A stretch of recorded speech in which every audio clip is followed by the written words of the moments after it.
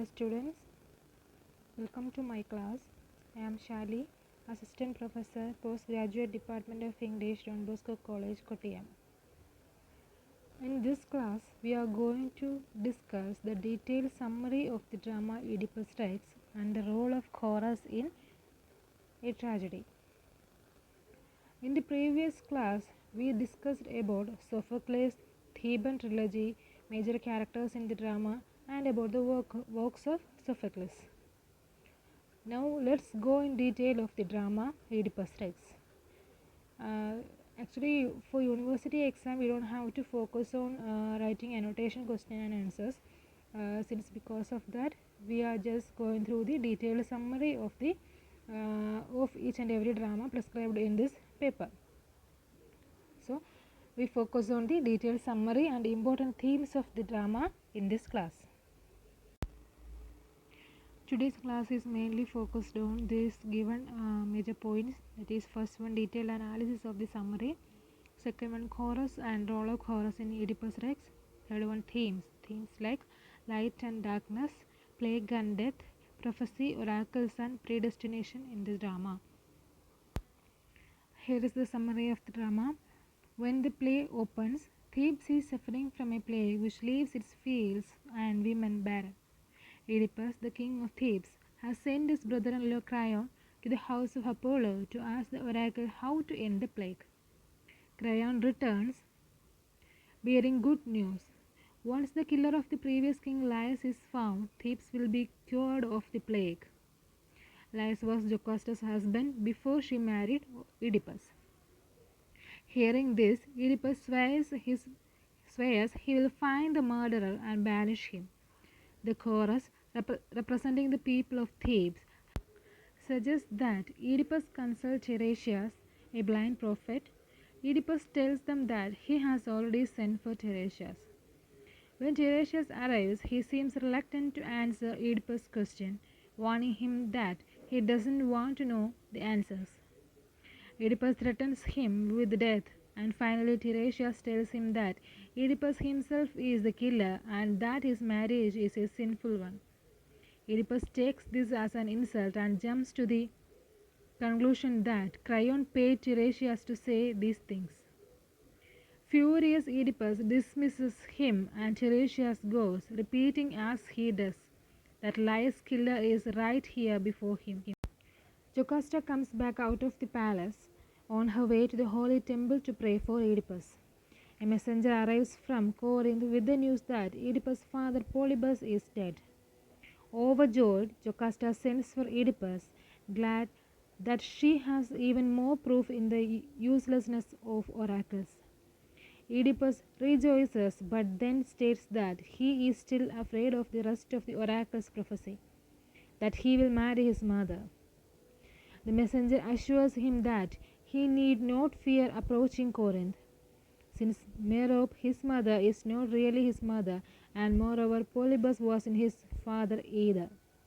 Stunned, Oedipus asks him how he came to know this.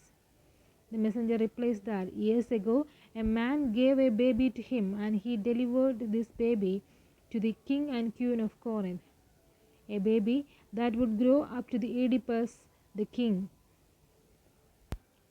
The injury to Oedipus' ankles is a testament to the truth of his tale because the baby's feet had been pierced through the ankles. Oedipus asks the messenger who gave the baby to him, and he replies that it was one of Laius' servants. Oedipus sends him men to find out the servant. The messenger suggests that Jocasta should be able to help identify the servant and help unveil the true story of Oedipus' birth. Suddenly understanding the horrible truth, Jocasta begs Oedipus not to carry through with his investigation. Oedipus replies that he swore to unravel this mystery, and he will follow through on his word. Jocasta exits into the palace. Oedipus again swears that he will figure out this secret no matter how well the answer is. The chorus senses that something bad is about to happen and join Jocasta's cry in begging the mystery to be left unresolved. Oedipus' men lead in an old shepherd who is afraid to answer Oedipus' question. But finally, he tells Oedipus the truth. He did, in fact, give the messenger a baby boy, and that baby boy was Laius' son, the same son that Jocasta and Laius left on hillside to die because of Oracle's prophecy. Finally, the truth is clear. Devastated, Oedipus exits into the palace. A messenger reveals that he grabbed a sword and searched for Jocasta with the intent to kill her. Upon entering her chamber, however, he finds that she has hanged herself. He takes the gold brooches from her dress and gouges his eyes out. He appears on stage again, blood streaming from his now blind eyes. He cries out that he, who has seen and done such vile things, shall never see again. He begs the chorus to kill him. Creon enters, having heard the entire story, and begs Oedipus to come inside where he will not be seen. Oedipus begs him to let him leave the city, and Creon tells him that he must consult Apollo first. Oedipus tells him that banishment was the punishment that declared for Laius' killer, and Creon agrees with him. Before he leaves forever, however, Oedipus asks to see his daughters and begs Creon to take care of them.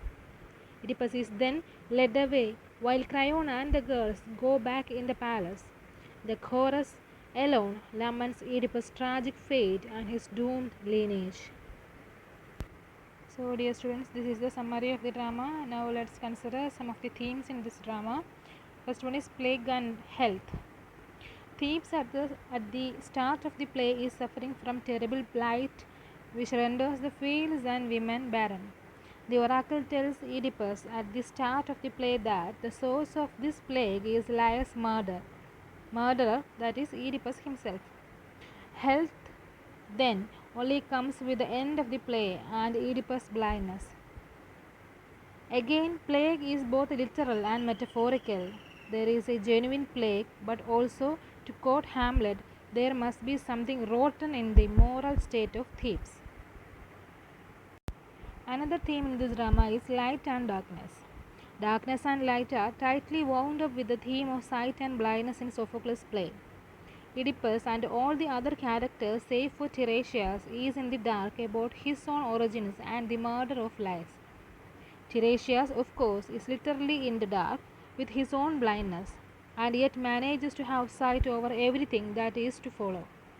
After Oedipus finds out that what has happened, he bemoans the way everything has indeed come to light. Another theme is prophecy, oracles, and predestination.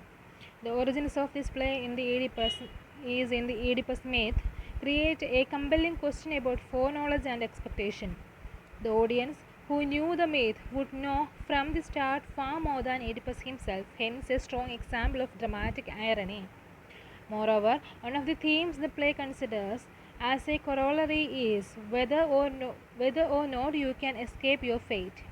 In trying to murder her son, Jocasta finds him reborn as her husband, running from Corinth from his parents. Oedipus murders his father on the way.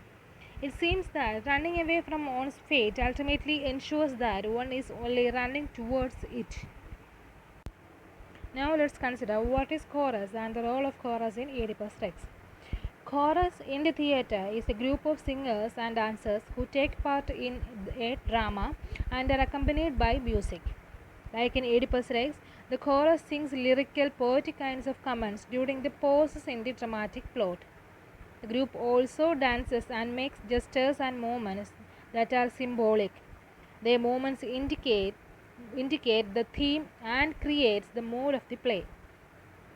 The music that they sing and the music in the background and the type of mask they wear also go together with the mood and atmosphere as the situation develops. Like in Oedipus Rex, chorus of the classical Greek theatre would consist of representative citizens of the society which the drama was supposed to represent. Through the dramatic performance, they would occupy the central circular place called orchestra. The chorus would not only act as a spectator and carefully observes all all the things, and they became the commentators of the dramatic procedure. It took the issue of the changing situations and developments and expressed its comments mostly in the form of songs that were called odes. The chorus used to be allowed its say the moment of acute need, when the spectators would feel uncertainty of the situation. The chorus guided them with the appropriate kind of feelings and attitude towards the events in the theatre. In Elizabethan drama, the chorus considered of only a single character whose role was to comment on the action of the play, prologue, or epilogue. The chorus is no longer used as a rule in the modern theatre, but in some plays that use it, it is a group of singers and dancers who provide a suitable accompaniment of the action of a musical play. The basic role of chorus in Oedipus Rex is to sing comments about the ongoing situations in the drama. This chorus, which consists of a group of mature old Theban people, which is highly reliable as commentators, serves to make significant dramatic commentary that guides the audience's response from the beginning to the end of the plot. The functions of the chorus in the play can be categorized into 5 headings. First one is mediating, evaluating, foreboding, guiding, and dramatizing. So in this drama, Oedipus Rex, we can categorize the functions of the chorus under 5 headings. What are they? First one is mediating, then evaluating, foreboding, guiding, and dramatizing. The first role of chorus is mediating. The important role of the chorus in this play is to mediate or play the role of a middleman between the imaginary world of the drama and the real world of the audience. So, mediating the role of a middleman between the imaginary world of the drama and the real world of the audience. So, this chorus relates the imaginary world and the real world the audience are existing. That it acts as a mediator. They mediate in terms of space, in terms of understanding, because the scene, that is the stage, was too far away from the immense theatre, that is seeing place. The stage and the seeing place, that are in entirely different states. Okay, so the chorus had to play the role of coming in between the two places and making the audience overhear them more easily. They sang aloud, commenting on the dramatic actions and situations, moving towards the audience and going around the orchestra. That is, their dancing plays in between the stage and the stadium. I have already told you that. But besides filling the gap of space, they also came in between or mediate in between the audience in terms of understanding. So, precisely this chorus enables the audience to understand what is going on in the stage, that is beyond the stage and the space. This chorus enables them to relate the imaginary world of the stage, imaginary world of the drama, and the real space they are existing in. Because the Greek audience should have been simple people, the chorus had to comment and make explicit certain things and themes that developed in the dramatic world. The simple audience would be able to understand the dramatic world more easily with help of a choric commentary. Another important role of chorus was to comment and evaluate the incidents and developments, characters and themes of the drama. So next is evaluating. So another important role of chorus was to comment and evaluate the incidents and developments. Okay, the incidents going on stage and the development of the plot that have to be commented and evaluated by the chorus. And the characters and themes of the drama. So everything, the characters, themes, the incidents and developments, everything should be controlled or evaluated by the chorus. In the present drama, the chorus comments on the fall of Oedipus, on his greatness, on his weakness, and in general in the destiny and frailty of man. Without their comments, the drama would have lost much of the meaning and perspective that Sophocles wanted to convey to the audience. One of the highlights of this drama is Sophocles has succeeded in properly utilizing this chorus, and this chorus conveys everything, all the action, the plot, the development, the characters, everything in this drama properly. Besides, the commentary creates appropriate mood and atmosphere of the play. Sophocles' theme of fatalism is finally reinforced by the realization of the wise old people of Thebes, that is the chorus, who at last surrender before the chorus, before the forces of fate and the gods. Next is the third role of chorus, that is as a as forebodings. Okay, the chorus usually seems to suggest what is going to happen next. The ability of chorus to predict, thereby suggesting to us to get ready and accept things as they happen. The forebodings, that is the suggestion of what will happen in the future, these forebodings of the chorus are however not always reliable. This keeps the dramatic tension intact. We feel that the chorus is fully reliable group of wise old men and even think that they can know the future of the truth of anything. But we see that they are changing and learning much like ourselves. Next, the fourth role of chorus is the chorus also plays the role of guiding our emotions, responses, and our understanding. They tell us what to feel, what to say, and how to look at and evaluate what happens on the stage. They express the appropriate kind of feeling whenever any important development or discovery takes place in the world of the characters.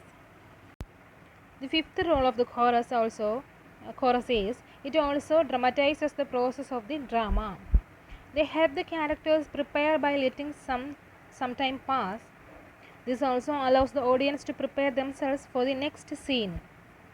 But most importantly, the chorus dramatizes their own development. They sometimes think and doubt, wish and expect the wrong. They are much like us, as they are undergoing the process of being educated and enlightened by the experience of the reality of life. In the beginning, they only express some faith in the gods, but they disbelieve and even disregard the prophecy of Tiresias by saying that these evil words are lies. Then they begin to fear the law of gods and express that fear, warning us also that the disobedience of the divine laws bring about doom. In the third ode, they express a false wish that Oedipus was the son of the gods, but they do emphasize that we can never see the future. At last, they fully change and purify themselves, directing our process of change also. In the fourth ode, they finally realize the ultimate reality that fate rules us absolutely. They pity and fear the plight of Oedipus and they help us have the catharsis. Their comment is thematic and it dramatizes the full development of their growth. They are now enlightened and that embodies the dramatic effect intended for the audience also. Dear students, this is all about chorus and role of chorus in Oedipus Rex. So there are 5 major roles that chorus has in Oedipus Rex. They are first one to mediate, then to evaluate, then foreboding, then to guide, and to dramatize. Chorus acts as a mediator, then it helps to evaluate, then foreboding or predictions of the chorus, then guides us to the guides us throughout the plot, then it dramatizes.